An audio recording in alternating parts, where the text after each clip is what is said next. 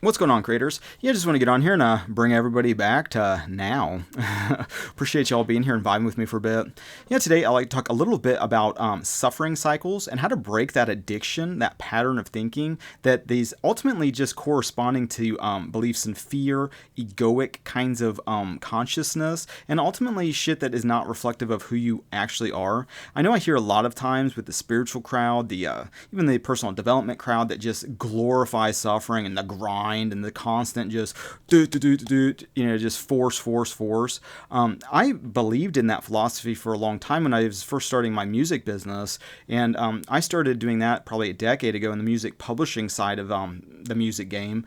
But when it was for me, it was just every fucking day, just all day long, just producing tracks, just really just doing SEO and social media shit and really trying to force, and a lot of that comes from a desperate energy, a scarcity energy, and when it comes to glorifying that grind, that energy sucking pendulum, ultimately, I feel like a lot of people get tricked in those loops, and where they expect the suffering, they expect the hardship, they expect the whatever. And I'm not saying like there isn't some curveballs that creation will throw at you when it comes to just like, oh, someone I love is dying, or some tragic accident just happened and this person is just totally fucked, or oh, someone went to jail, fill in the blank. I mean, everybody knows what that shit is. A lot of us have already been through that fucking meat grinder of bullshit.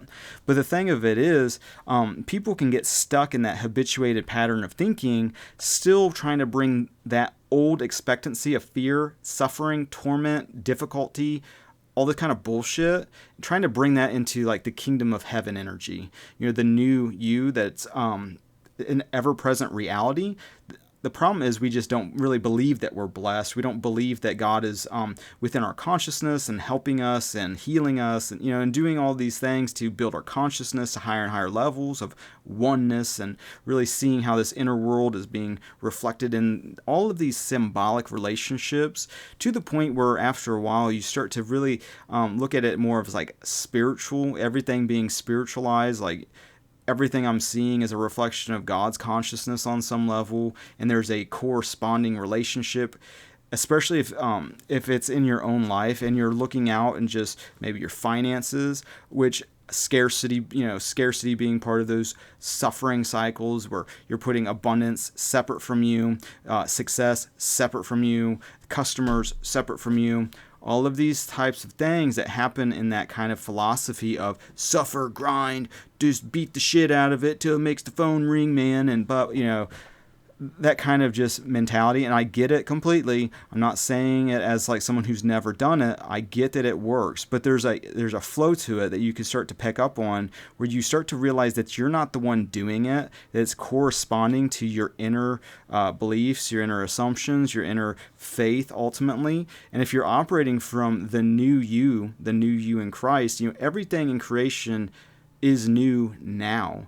It's in when we drift into the ego mind that goes into past mode, where it's like, oh, well, I did so many fucked up things. I'm just no point in even, this is such a mountaintop to climb. I can't do this. I'm a loser. I'm a this. I give up on, some people can have abundance, but I guess I can't have it for whatever reason, even though God is abundant.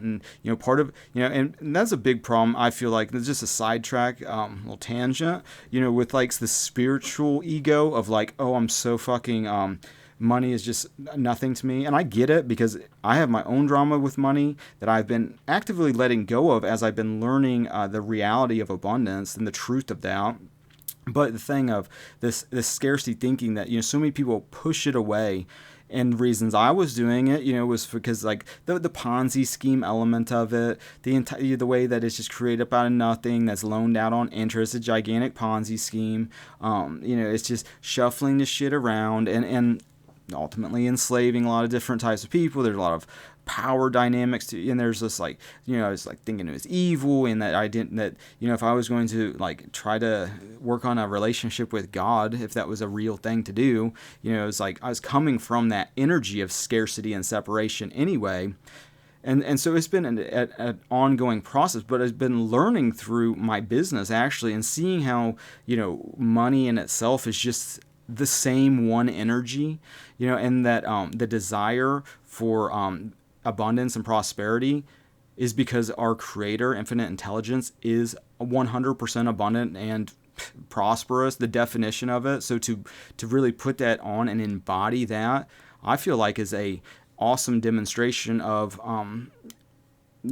who God created us to be. It's like, try helping somebody if you can't help yourself. Try helping your family, or do anything if you're just completely just putting two nickels together and you're fucking unable to even pay for your own shit, let alone being charitable and giving to your community. It's like, and I hear all the excuses that people have. Well, Mike, didn't you know that Jesus said that the lust for money is the root of all evil, and therefore, the people with the money, they're the ones lusting after it? And that right there is part of the limiting belief that to me, what I believe Jesus is even talking about is the separation aspect, because most of his teachings had to do with the kingdom of God being your inner kingdom, getting your renewing your mind. Repentance is a concept of when you drift into egoic consciousness, fear, hysteria. What did Jesus say to do? Whatever you ask for in prayer, believe that you've received it and it's yours, so you embody the end. And the way he embodied the end was he was living on heaven on earth. Obviously, looking at the Lord's Prayer, for example, on earth as it is in heaven, if we don't know what to pray for, what to ask for, Jesus already showed us what to pray for, and that's heaven on earth. And he demonstrated that oneness and through forgiveness and all the stuff that he was doing in his teachings, that you can start to apply and see. The problem is people don't take the shit as literal as I think they should. Like when it says to love your neighbor as yourself, it's not seeing them as separate from you, as a separate ego, but realizing that they're all reflecting parts of God's consciousness. In the sense that everybody is part of this unity, this oneness, this connectivity, and we're all connected in God's consciousness. And ultimately, it's all corresponding to our relationship with our own consciousness, because then people kind of mirror either shadow elements in ourselves or Christ in ourselves, on some level too. It works both ways, because it's only one power and there's not two forces, it's only one, one thing going on. And so in understanding that, as you start to realize that you're not even the doer, it's automatically happening like a big mirror. It's like thinking that you are in control, which is an ego trick, an illusion, which actually creates a lot of suffering. Thinking that you can control the mirror, when what you do is you change your concept of self. The doer, which is our creator, and this creation that automatically just does this impersonally, like electricity. You just turn a switch on and then the light is going. There's not a judgment. There's not a a condemnation about is the electron moving in a moral way, or is it just boom, it just flows, it just does its thing. And the same with us. It's like for us to start experiencing a lot of stuff, we have to give it first. And a lot of times you start to give it to yourself in consciousness first. You got to love God with all your heart, mind, and soul. And it's not loving God outside of you, building an egregore. It's connecting with that energy of love within, really raising that vibe. And you do that through facing your fears, which is where I feel like a lot of personal development people get stuck. A lot of spiritual people get stuck, where they just get stuck in the middle, the grind, the cross, so to speak. But eventually, part of the new you is coming off the cross. It's like, Jesus isn't still on the cross. Jesus is the living one. It's like not the dying one. On a cross. He demonstrated. What he demonstrated, that death is an illusion, which is ultimately every fear. I'm starting to believe, I don't really see a contradiction yet, where it's like every fear has this weird kind of hidden fear of death associated with it. It's like, Mike, that is silly. What? I'm afraid of spiders, or I'm afraid of it all kind of starts boiling. It's like you're just afraid of dying for some reason, and there's a valid reason, I guess, because the ego consciousness, is obsessed with keeping you alive. And there's an important part to that. If you're in kind of the illusion of separation, even though in the present moment things are already one thing, it's not going to happen. It's already like that. It's part of like the process is realizing it is already inherently like that. You have already been manifesting mostly the shit you don't want, this fear, by just embodying these states of separation.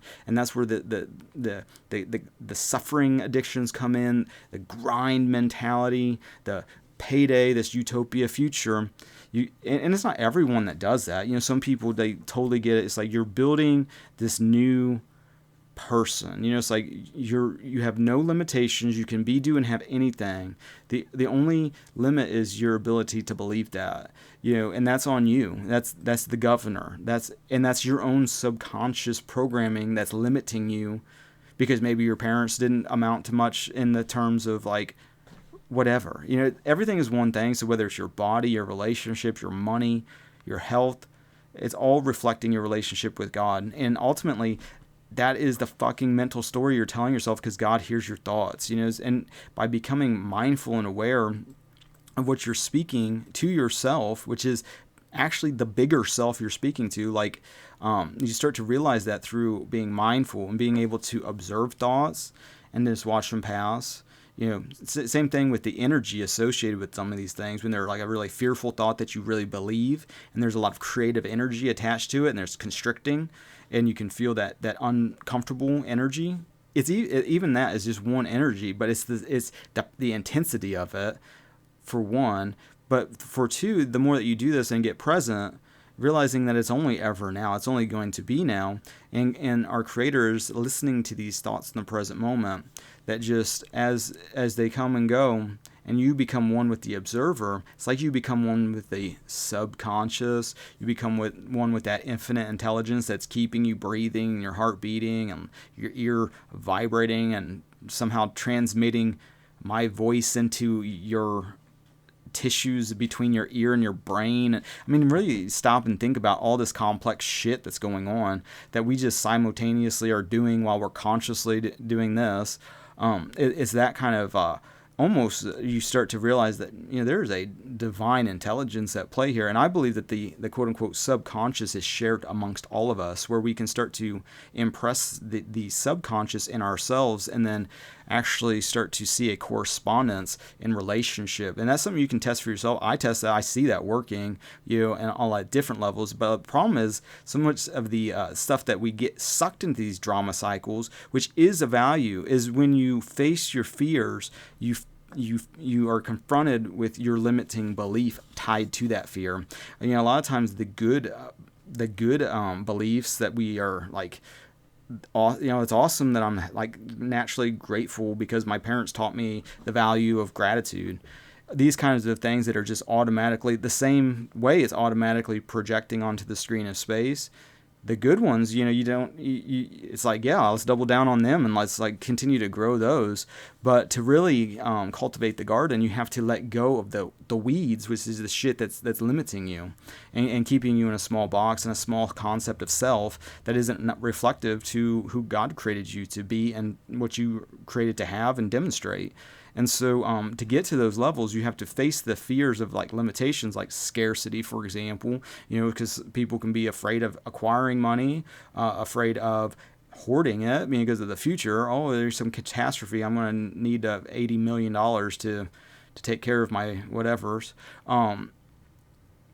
And there's fear of loss. It's like, what if the stock market crashes? The dollar is just a Ponzi scheme anyway. What if it just disappears? And then what are we going to do? And so it's like all these fear thoughts, and if you don't realize God is a source for your abundance, well, then it's like, well, am I doing something satanic? Am I doing something evil? Am I in the wrong line of work? I already feel like shit because I lie all the time at what I'm doing. I had to fucking get medically raped to work here, and I spent the past handful of years just shuffling around with a face mask, suffocating myself all day. And it's just like this.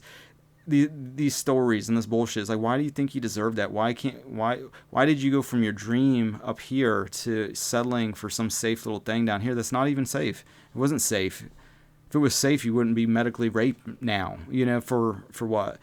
So it's like you have to like look at all of these different things, and start to check your mental stories that automatically happen. And through like suffering and through facing the fear, you actually are facing the limiting belief. And the more that you can stand in faith of the new you, the new being that you and your creator are, you get to decide who you're being. It's like, because ultimately you are love, but you just don't realize that. But once you realize that, hey, we're all connected, doing to another does back to you multiplied. So it's like, if I'm cursing another and putting a bunch of bullshit on them, I'm the one that's going to have to fucking reap that karmic debt, because we're all one. You can't hurt somebody else without hurting yourself simultaneously. So it's like, it becomes so fucking retarded to do it, because